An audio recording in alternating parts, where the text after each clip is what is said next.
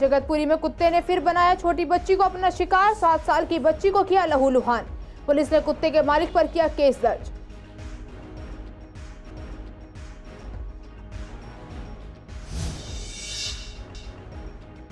गौतम गंभीर ने राजनीति से ले लिया संन्यास। बीजेपी अध्यक्ष को सोशल मीडिया पर किया सूचित। टिकट कटने के बाद फैसला लेने की चर्चा।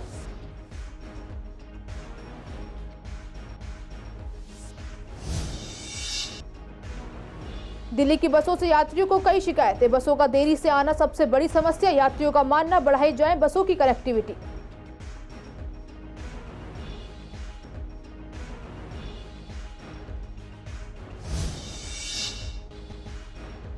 पूर्वी दिल्ली के बीजेपी के पार्षदों का कहना, आप सरकार है झूठी, कर्मचारियों को समय पर वेतन देने में है असमर्थ। दिल्ली हाईकोर्ट भी निगम भंग करने की दे चुका है चेतावनी।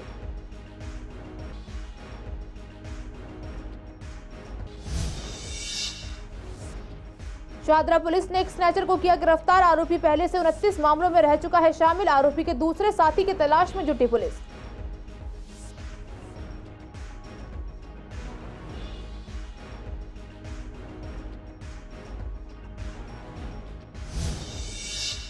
नमस्कार, आप देख रहे हैं सीसीएन लाइव। मैं हूं आपके साथ काजल चौधरी। स्वागत है आपका हमारे खास कार्यक्रम पूर्वी दिल्ली खास में। कुछ खास खबरों के साथ करते हैं बुलेटिन की शुरुआत। राजधानी दिल्ली में कुत्तों के काटने की घटनाएं रुकने का नाम नहीं ले रही हैं। शाहदरा जिला के जगतपुरी इलाके में पिटबुल डॉग ने एक 7 साल की बच्ची पर हमला कर दिया। आसपास मौजूद लोगों ने बच्ची को कुत्ते की गिरफ्त से निकाला। तब तक बच्ची काफी लहूलुहान हो चुकी थी। बच्ची को कुत्ते ने कई जगह से काट लिया था। बच्ची को अस्पताल ले जाया गया, जहां उसका इलाज किया जा रहा है। पुलिस ने कुत्ते के मालिक के खिलाफ मुकदमा दर्ज कर उसे हिरासत में ले लिया है। पीड़ित बच्ची परिवार के साथ जगतपुरी जिले में रहती है। दरअसल शुक्रवार देर शाम को बच्ची अपने घर के बाहर खेल रही थी, तभी पड़ोसी का पिटबुल डॉग उस पर अटैक कर देता है। आसपास मौजूद लोगों ने कुत्ते से बच्ची को छुड़ाने की कोशिश की, तभी कुत्ते का मालिक भी वहां पहुंच गया। काफी मशक्कत के बाद बच्ची को छुड़ाया गया। तब तक बच्ची लहूलुहान हो चुकी थी। इस हमले में बच्ची के दांत भी टूट गए हैं। पीड़ित परिवार का कहना है कि इस मामले में कार्रवाई करनी चाहिए और कुत्ते को हटाना चाहिए ताकि कोई और बच्चा कुत्ते का शिकार ना हो।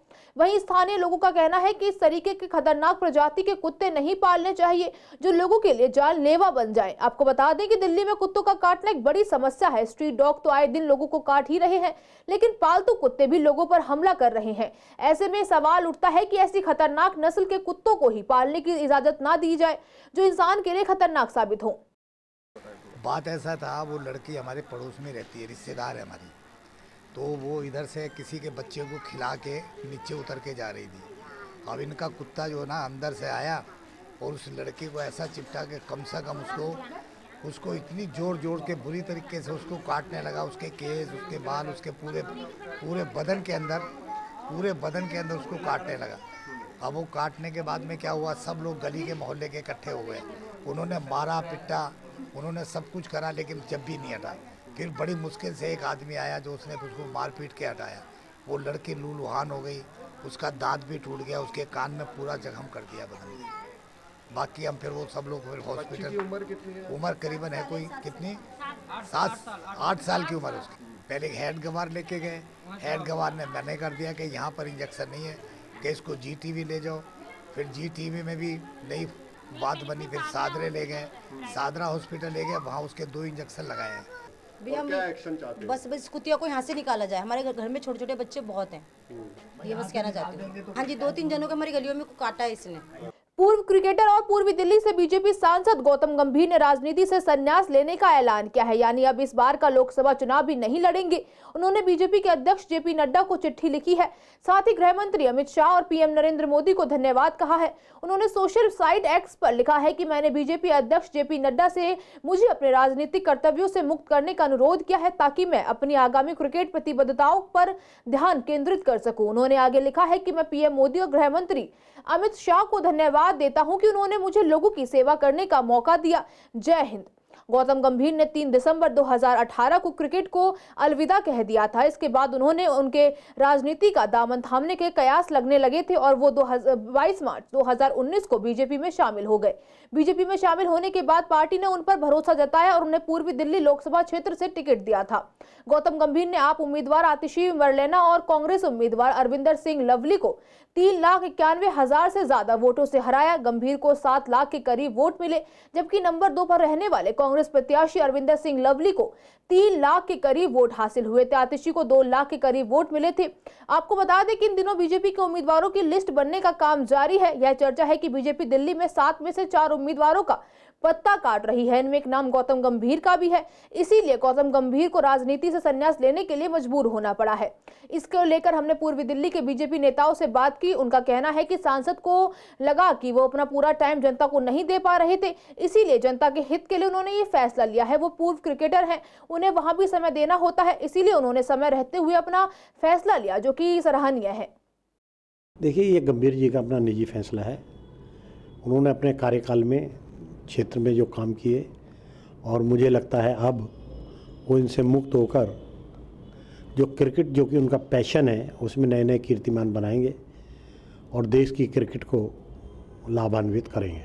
नहीं, इस बारे में तो बेहतर गंभीर साहब ही बता पाएंगे, लेकिन मेरी शुभकामनाएं, सद्भावनाएं उनके साथ हैं कि जिस मिशन को लेकर वो चल रहे हैं उसमें वो सफल रहे। भारतीय जनता पार्टी के वो कार्यकर्ता थे, भारतीय जनता पार्टी के कार्यकर्ता हैं और रहेंगे और सांसद हैं अभी तो इसलिए मैं समझता हूँ कि शायद उन्होंने, क्योंकि व्यस्तता की वजह से उन्होंने कहा होगा, लेकिन पार्टी के कार्यक्रमों में वो हमेशा सम्मिलित रहेंगे। उन्होंने ये नहीं कहा कि मैं पार्टी के कार्यक्रम में जो काम होंगे वो नहीं करूँगा, लेकिन उनके अपने निजी विचार हो सकते हैं। मोदी जी के नेतृत्व में सरकार का हिस्सा बनना अर्थात 24 घंटे जनता की सेवा करना, इस कसौटी के लिए आपको पूरा समय जनता की सेवा पर फोकस करना पड़ता है। और श्रीमान गौतम गंभीर जी की ये ईमानदारी और शुचिता का प्रतीक है कि उन्होंने ये माना कि उनको क्रिकेट में भी समय देना पड़ता है, इसलिए वो चुने भी जाएंगे तो जनता के साथ उतना न्याय नहीं कर पाएंगे जितना उनका दिल चाहता है। इसलिए उन्होंने किसी अन्य कार्यकर्ता के लिए स्थान खाली करने के लिए समय रहते श्रीमान नड्डा जी से मिलकर अपने राजनीतिक संन्यास की घोषणा की। यह राजनीति के उच्चतम मूल्यों को दर्शाता है और मैं गौतम गंभीर जी की पिछले 5 साल की सेवाओं के लिए उनको धन्यवाद देता हूं और उन्होंने समय रहते अगली प्लानिंग को क्लैरिटी से, स्पष्टता से देखते हुए नड्डा जी से बात करके अपनी स्थिति स्पष्ट की। इसके लिए मैं उनको साधुवाद देता हूं।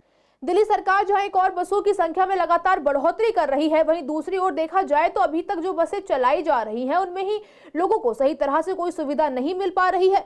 लोग मजबूरी में ही इन बसों का इस्तेमाल करते हैं, क्योंकि आज भी अधिकतर लोग अपना निजी वाहन लेकर ही यात्रा करना सही समझते हैं।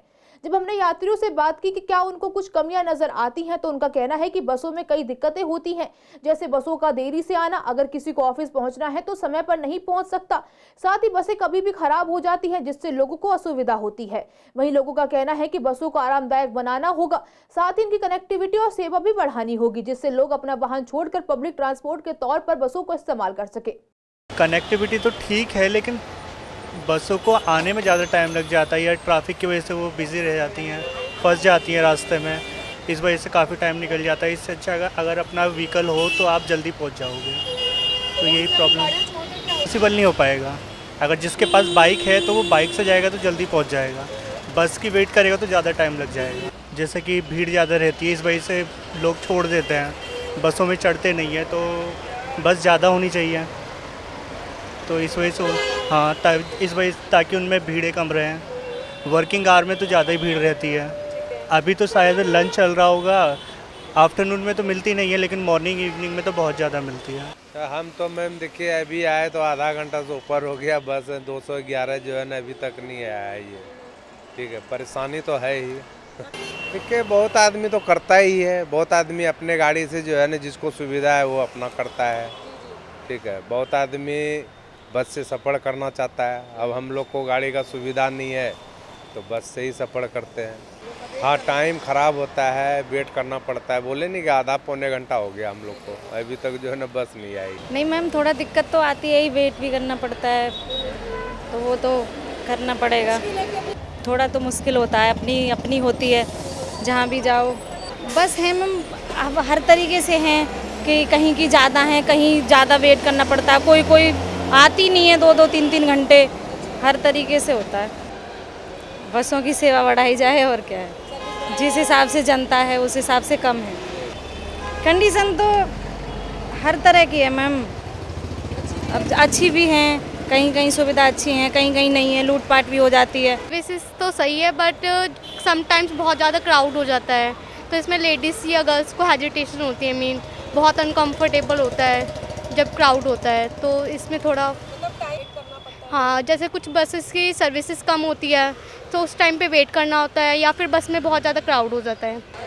नहीं उस उसमें बहुत लोग उसे यूज़ में लेके आ रहे हैं, डेली लोग जा रहे हैं आ रहे हैं। ये बेटर भी है, इससे पॉल्यूशन भी बहुत कम हो रहा है। या क्योंकि लोग ज़्यादातर जॉब करने वाले होते हैं, वर्कर होते हैं, तो उन्हें टाइम पे पहुंचना होता है, और समटाइम्स बस में इतना क्राउड होता है तो वो अफोर्ड नहीं कर पाते होंगे मे बी।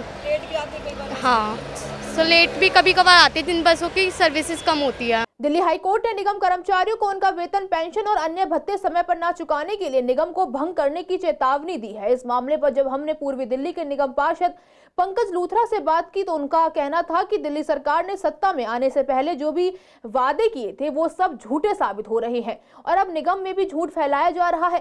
भ्रष्टाचार खत्म करने की बात कहते कहते सरकार आज खुद भ्रष्टाचार में लिप्त हो गई है।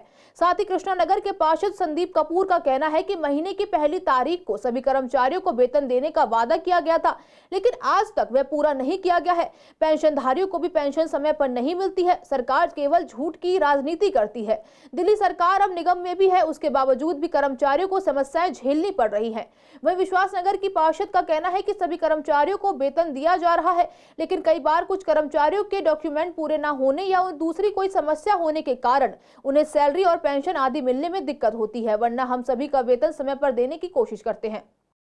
सबसे बड़ा मुद्दा इनका था कि हम हर 1 तारीख को उस कर्मचारी को तनख्वाह उसके अकाउंट में 1 तारीख को दे देंगे, जो कि आज तक ये नहीं हो पाया है।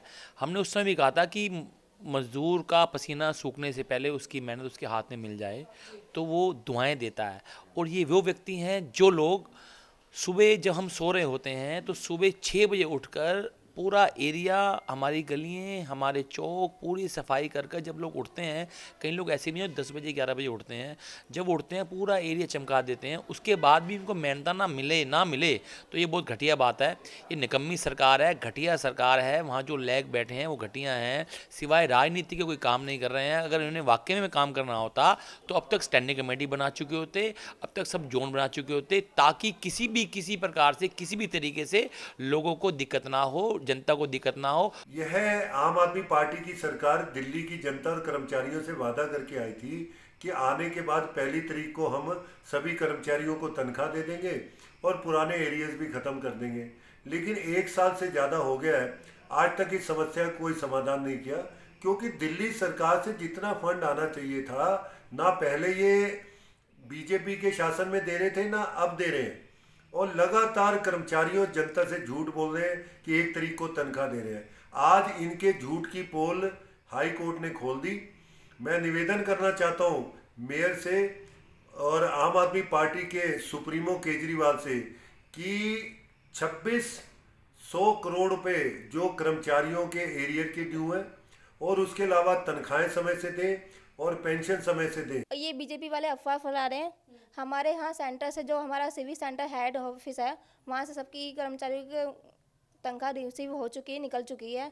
लेकिन कुछ जोनों में कुछ प्रॉब्लम हो रही है, कुछ मेरे वार्ड से भी प्रॉब्लम है चल रही है, मतलब उनकी कुछ डॉक्यूमेंट प्रॉब्लम चल रही है, तो कुछ उसकी रिगार्डिंग उनकी कुछ सैलरी नहीं आ रही, इसलिए प्रॉब्लम आ रही है। हमारी पार्टी को पूरा हक मिल चुका था कि हम फाइल साइन किसी का ट्रांसफर वगैरह हम लोग कर सकते हैं, तो उन्होंने रात अध्यादेश क्यों लेके आए हैं वो लोग?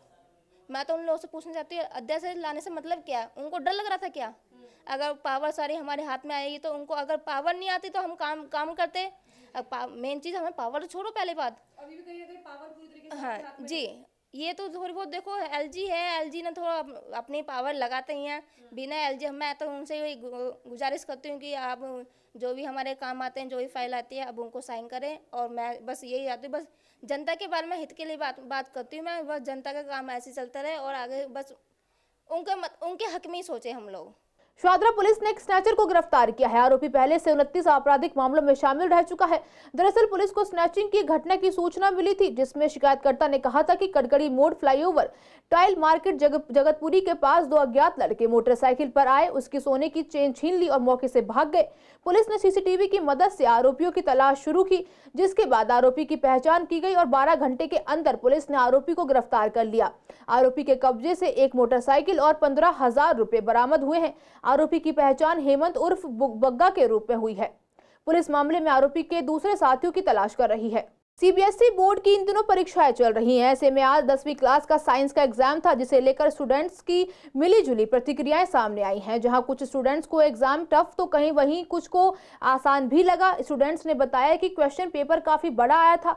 हालांकि बच्चों ने सभी क्वेश्चन अटेम्प्ट किए। वहीं कुछ ने बताया कि सारा बुक का ही पढ़ा हुआ आया था। वहीं कुछ स्टूडेंट्स ने 50% मार्क्स आने की बात कही तो कुछ ने अच्छे मार्क्स आने की उम्मीद जताई है। 10th क्लास के एग्ज़ाम बहुत बढ़िया था, इजी था, रहता है बट इजी था, आता था सबको।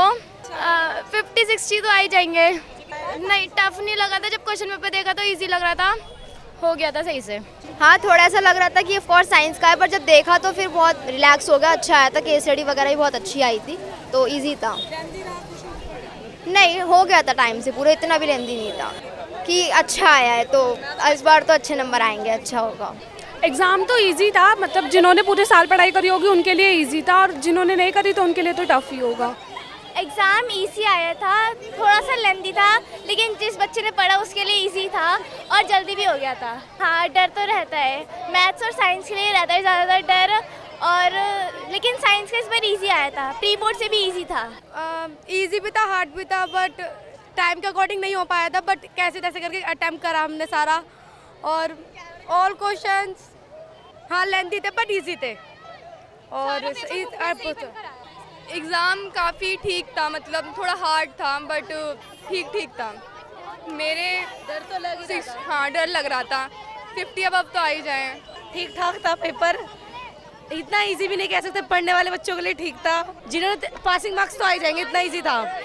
शाहदरा पुलिस ने वीरवार रात 2 कुख्यात बदमाशों को गिरफ्तार किया है। उनकी पहचान आकाश द्विवेदी और अजय के रूप में हुई है। आरोपियों के पास से वारदातों में इस्तेमाल मोटरसाइकिल, पिस्टल और 2 जिंदा कारतूस बरामद किए गए हैं। पुलिस आरोपियों से पूछताछ कर रही है। पुलिस अधिकारी ने बताया कि थाने की पेट्रोलिंग टीम को वीरवार रात करीब 11:45 पर 2 संदिग्ध व्यक्ति मोटरसाइकिल पर सवार दिखाई दिए। उनका पीछा कर पुलिस ने उन्हें पकड़कर तलाशी ली। बाद में जांच में उनकी मोटरसाइकिल भी चोरी की निकली, जिसके बाद पुलिस ने मामला दर्ज कर दोनों को गिरफ्तार कर लिया। विवेक विहार पुलिस ने एक अपराधी को गिरफ्तार किया है। उसके कब्जे से एक बटन वाला चाकू बरामद हुआ है। दरअसल क्षेत्र में अवैध हथियारों से संबंधित घटनाओं को रोकने और उनका पता लगाने के लिए एक टीम का गठन किया गया था। पुलिस टीम ने क्षेत्र के जेल से जमानत पर छूटे और उभरते अपराधियों की गतिविधियों पर नजर रखनी शुरू की। क्षेत्र में गुप्त मुखबिरों को भी तैनात किया गया था। अपराधी के बारे में खुफिया जानकारी जुटाई गई, जिसके पास खुद के साथ साथ इलाके के एक बाहरी व्यक्ति के पास भी अवैध हथियार था।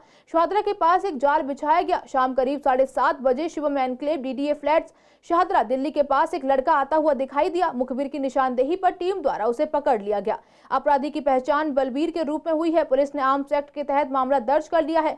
अपराधी पहले हत्या, डकैती, स्नैचिंग और चोरी के 12 मामलों में शामिल रह चुका है। जाफराबाद इलाके में शनिवार को स्कूटी चुराने आए चोर को स्थानीय लोगों ने पकड़कर पुलिस के हवाले कर दिया। हालांकि उसके 2 साथी मौके से फरार हो गए। फिलहाल पुलिस पकड़े गए चोर को गिरफ्तार कर उससे पूछताछ कर रही है। मौके से पुलिस को पेचकस और ताला तोड़ने के दूसरे औजारों से भरा हुआ बोरा बरामद हुआ है।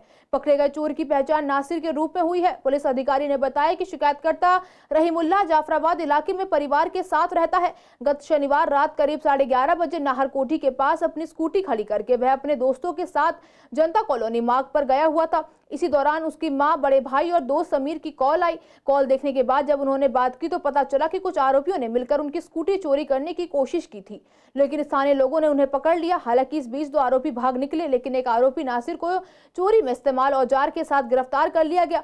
पुलिस पीड़ित की शिकायत पर मामला दर्ज कर आरोपी नासिर से पूछताछ कर रही है। आज के लिए इस बुलेटिन में बस इतना ही। हर रोज ऐसी नई खबरें देखने के लिए देखते रहिए CCN लाइव। नमस्कार।